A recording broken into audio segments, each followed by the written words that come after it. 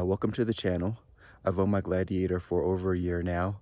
I've driven it stock, modified, on-road, off-road. I feel I can give an honest review. I'll start out by saying that the Gladiator feels like two completely different vehicles, depending whether it's on-road or off-road. Off-road is really where it feels at home and it shines, especially when you put a bigger lift and tires on it.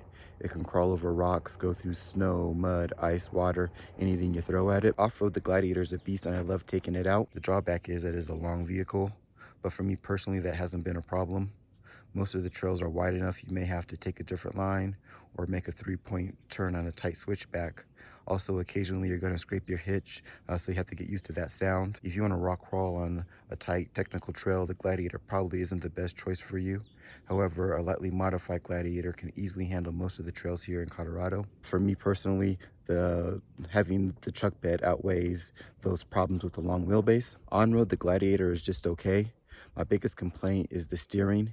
It can be loose and wander, especially when you add the bigger tires and the lift. To try to fix those issues, I did a couple of modifications.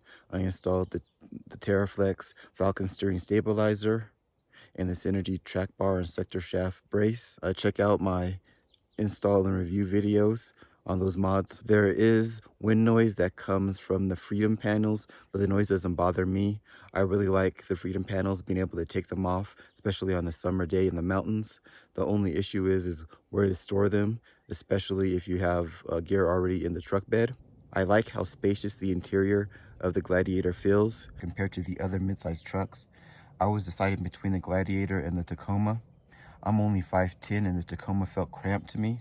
I couldn't imagine an adult feeling comfortable in the back seat for an extended period of time. As far as gas mileage, when I drive, I'm not putting the pedal to the metal, but I'm also not trying to conserve gas either.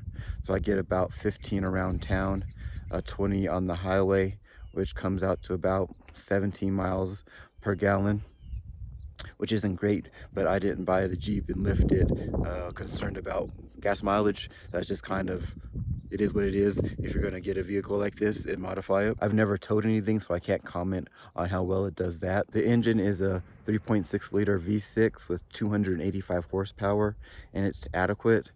When I go up I-70, going up Eisenhower and Vail Pass, it's able to keep up, but don't expect great acceleration. And personally, I wish it had a little bit more power. As far as reliability goes, I haven't had any issues or any bugs that can plague a new model. My overall opinion of the Gladiator, I personally love mine. But would I recommend it to someone else? And I had to think hard about this, because I do want to be as honest as possible.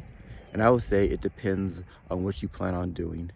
If you're going to use the Jeep as far as what's meant for, or you want to get off-road and you really want to explore, the benefits of the solid front axle are worth it. And I think you should get the Jeep Gladiator because you have the utility of the truck bed, which is great, and it can still get out there and handle all the trails here. And I really do love it. I love mine personally, and I have no regrets. But if you're someone that doesn't really go off-road, or maybe you just stick to the Forest Service road, you're not getting the benefits of the solid front axle, and you're just getting all the drawbacks of it. So if you're not really gonna get off-road, just get an independent front suspension vehicle. It's gonna drive better on road, and overall you probably feel better. If you found this review helpful, like and subscribe.